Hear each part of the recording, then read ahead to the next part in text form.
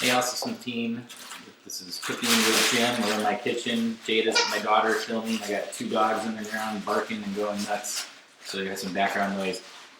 One of the things you guys hear me complain about the most about living in Texas is no good pizza. So for our barbecue event today, figured I'll go ahead and try and make a pizza. Do a Neapolitan pizza, which we're going to cook onto our big green egg. So got some ingredients out, but the first thing we got to do to get things started is we have to put a 1/4 cup of warm water into yeast, because we're going to make our own homemade dough, as well as we're going to dice up or shave up our own homemade mozzarella and all ingredients. So gotta get that going, let that go for about 5 minutes or so. Put the warm water in the yeast. You actually need to cover it. Put a little plastic wrap on this here. Let that sit for 5 minutes, and that activates the yeast, of which we'll pour into our mixer.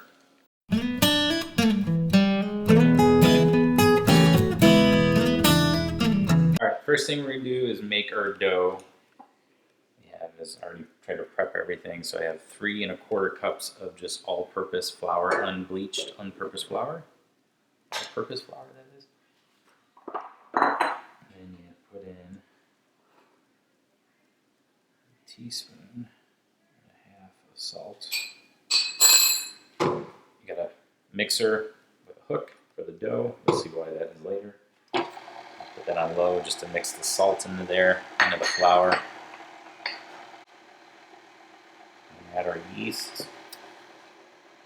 We call this the $1 million tool.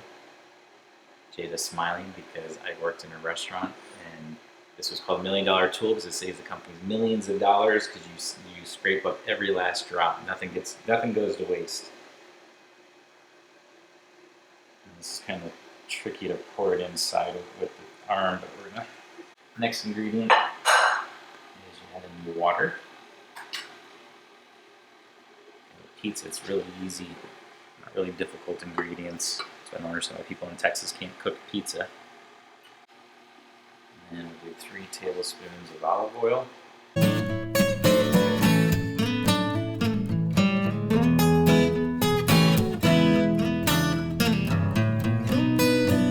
Actually, the most important ingredient when cooking is a drink. So gotta get some wine.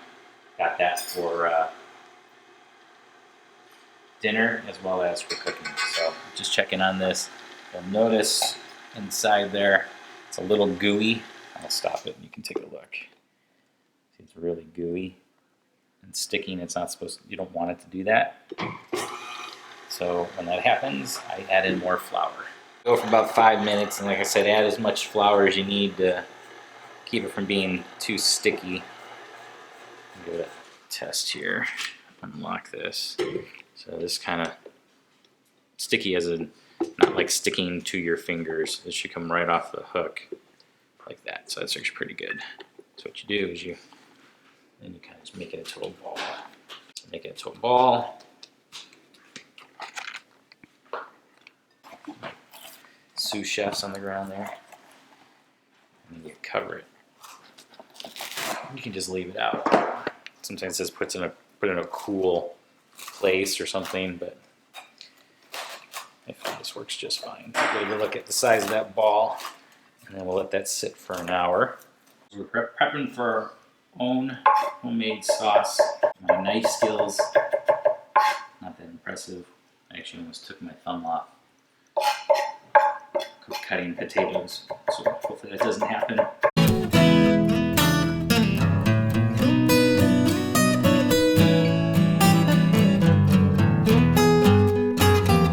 Whole peeled tomatoes. Drain out the liquid, and you're basically just left with the tomatoes. Okay, a little like that. And we'll just add in 1 clove of garlic, so that's a 14-ounce can of whole peeled tomatoes. 1 whole medium garlic. Do 1 tablespoon of olive oil.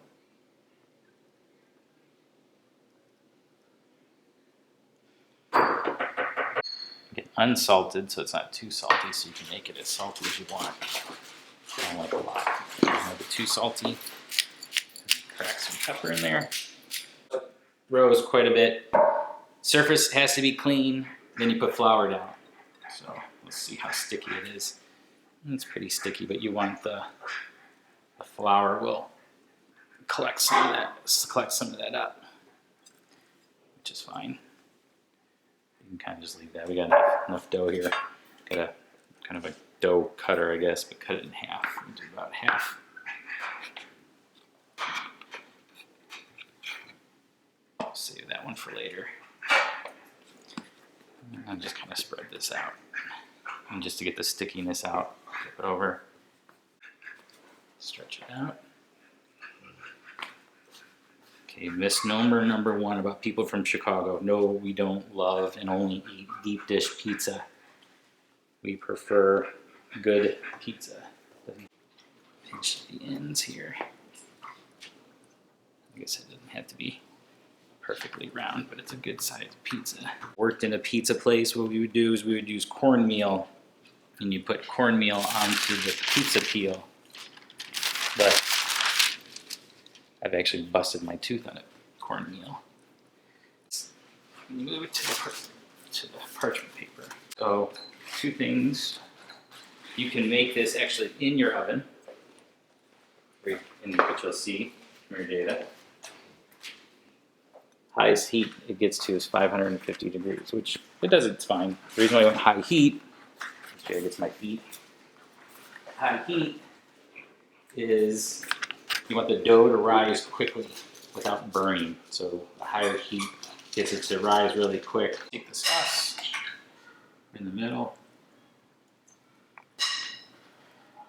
Just spread it around. Go up to about the edges.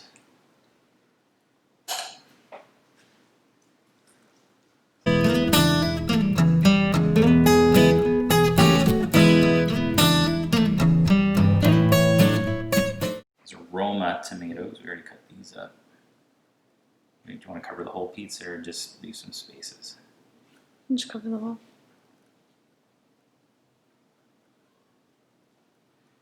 Let's mix these up a little bit. Different tomatoes. Boom.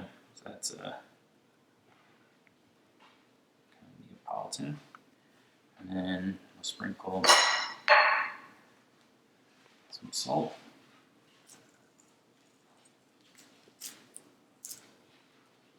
Probably good. Some pepper. There you go. That's ready to go in the oven. We'll add the basil at the end. About 650. I'm hungry, so I don't want to wait. It can get up to 700, but we're gonna go with 650. But open that up. Get a pizza stone. That's where the parchment paper works nicely. Slide that on there and let that go for 5, 7 minutes. We'll check at 5, but maybe I'll go 7 minutes. Let's take a look and see how we're doing. Ooh, that looks good. Should we take that off? I think that looks good. Looks really good. That was only 5 minutes. So again, a lot of prep time, but only 5 minutes. Good crust. We like to just kind of top it with a little olive oil. It likes balsamic on hers. I'm not doing it, so you can pour that on her individual pizza, but here's kind of the little star of the pizza, is basil. Just top the whole thing with basil. Good. That's it. Go ahead and give it a cut. With the oblong, but that's okay. You hear a nice crunch, and it's pretty good after just 5 minutes. Jada likes balsamic on hers. It's not a Chicago thing. There you go. Neapolitan pizza. Boom!